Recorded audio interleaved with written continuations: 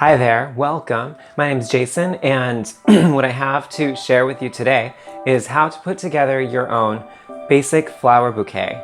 And so I'm just going to go over some of the materials really quick and give you like a basic instruction on how to assemble some cut foliage and flowers for your home or office space or for your loved one.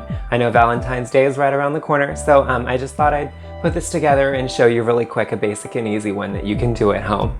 So as far as your materials, what you're going to need, I usually like to have a plastic container, and this is going to be for like cut parts of the foliage and the flowers that we're not going to use.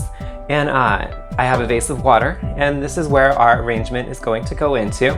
I have a pair of pruning shears.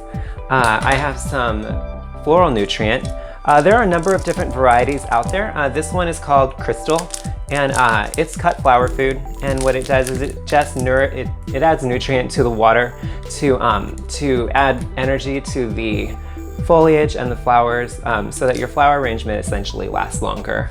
So we're going to use that today as well. And I also have, I'm not going to use these today, but I want you to be aware of them. A hand towel is good in case there's lots of water going around, because I have the foliage, the grains, separated from the flowers. And so when I pull them out, we're going to get water on stuff, but that's something you'll want to have handy. I have some twine in case, so for example, if you were going to do a smaller bouquet, like say you have a very short container, and you want the flowers, you don't want them like in a short container and like standing this tall, you're going to have to cut them a lot shorter. So you could just cut them shorter and place them in a small container in that way. But if it's a container that's fluted and you're having difficulty, there are ways where you can essentially just kind of layer the greens and flowers together. It'll be similar to what I'm doing here, and then you'll cut the stems really short. You can tie them at the bottom with some twine to keep them all together in the formation that you put them in. So that's just one way of doing it. There are a number of ways of doing this. This is the way I like, because I'm not really the biggest fan of taping the top of the jar. Essentially what you can do is you can crisscross floral tape on top of your jar, so when you put your flower arrangement in there, it holds it in place. I like to just stuff it so that I don't need to do that. Those are options. As far as your roses, so the first thing you do when you have cut foliage and flowers is you clean them. You make fresh cuts at the bottom so they can absorb that water and nutrient. And then you also discard any like unsightly foliage or foliage that's maybe just not located where you want it on the stem. If you have roses and there are lots of thorns, you're going to want to use these. And what I recommend is, putting on some gloves. I just have some garden gloves here. You can also use those like yellow plastic gloves that you use for cleaning the house. It's just like an extra layer just so you don't get scratched up by the rose thorns. Fortunately, this one, it's already been done for me. When selecting roses, make sure that you just give it like a little squeeze on top to make sure that the bud, the flower, it has like a firm springiness to it. If it's soft and starts falling apart, that flower won't last as long. And so that's just a really, really nice way of, checking flowers quickly when you're out selecting your flowers. Make sure it's a very, very vibrant flower. And so roses, just give them a little pinch to make sure they're slightly firm. This one, fortunately, there are no thorns on it, so I don't have to use the thorn stripper. But this is, what you would use. You'd essentially put your gloves on, and then, hold the rose up here, and then just kind of go down and pull the thorns off. I would pull them off into here. I wouldn't worry about them. Sometimes they flick off and they might land on the table. I usually make it a point to make a decent mess, like when I'm putting flowers together, and then I just sweep and like wipe the counter, and it's usually everything's fine. As far as also when you select your plants, just know that most of your cut flowers and foliage are not for eating, so they are toxic to pets. So I would just be diligent about not making these accessible for your pets to eat, and just diligent about keeping your pet from eating them. But these are all just ornamental pieces for flower design.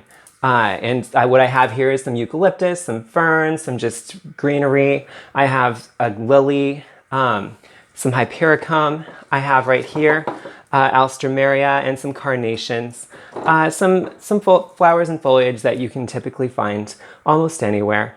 Do know that when you are using lilies, that the as they open up, they'll have little anthers on them, and that pollen, it falls off and it can stain the table. It's also toxic if your cat walks through that and then cleans himself, because lilies are toxic to cats. But then again, I know people that have had cats forever, and I've seen bouquets of lilies on their table and the cat's still around and nothing's ever happened to it. It really just depends on your animal. But just keep that in mind with lilies. But lilies are beautiful.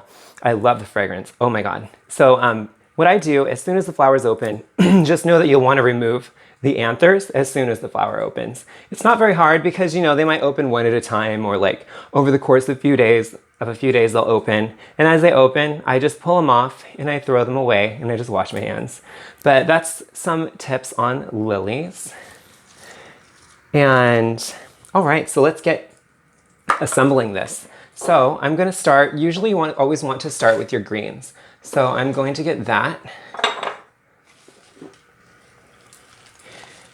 And you could grab them. There are different shaped vases.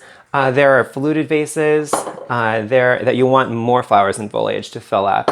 And then there are more cylindrical vases that are easier to fill up because there's not that lip space. You don't have to make them hug the walls of the vase as much.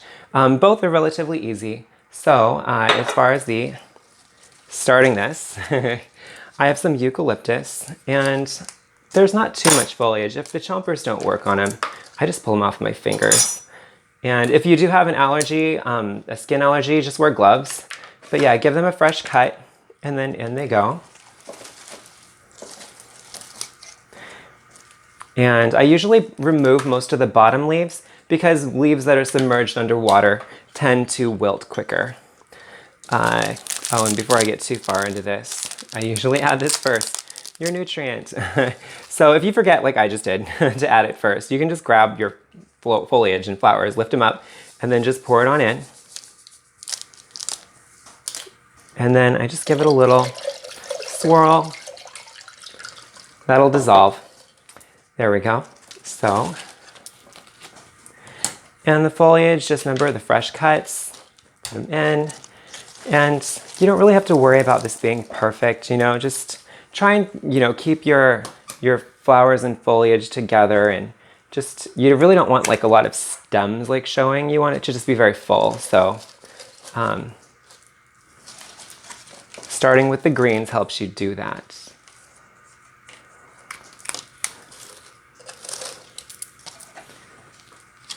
And you can do this with any shape of a flower bouquet. You can do this with a small one in a little vase, with less foliage and less flowers. Do keep that in mind too. Sometimes they'll still have a piece of the stem. It catches onto the foliage. That can be useful, but if you don't want it, just snip it off. All right.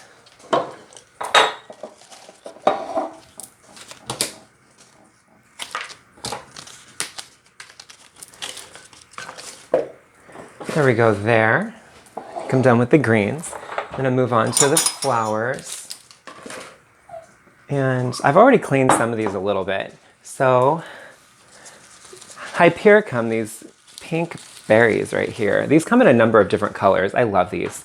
I start with those after the flowers. And sometimes what I'll do is I'll take the vase and I'll just kind of hold to see where is it standing right now. This is where it's standing. I don't want to cut it that much shorter, so I'm just going to give it a little snip. Sometimes you'll want to cut it a lot shorter. It just depends. But these berries are kind of in between the flowers and the foliage. And I have a rose that I've already cleaned. And if you have any unsightly petals on roses, just pull them off. It's totally fine. Just don't pull too many of them off. Some carnations. And one thing that's nice to do is to kind of spin your arrangement around as you're working with it.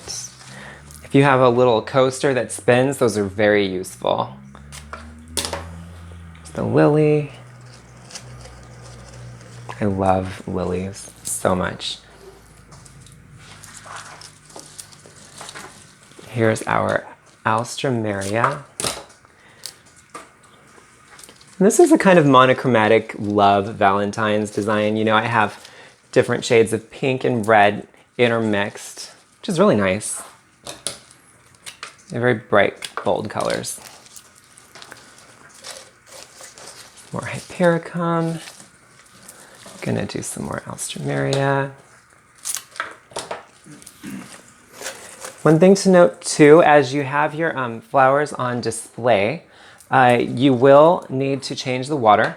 I always put a decent amount of water in this vase before starting because that essentially stabilizes your design so it doesn't tip over as easy.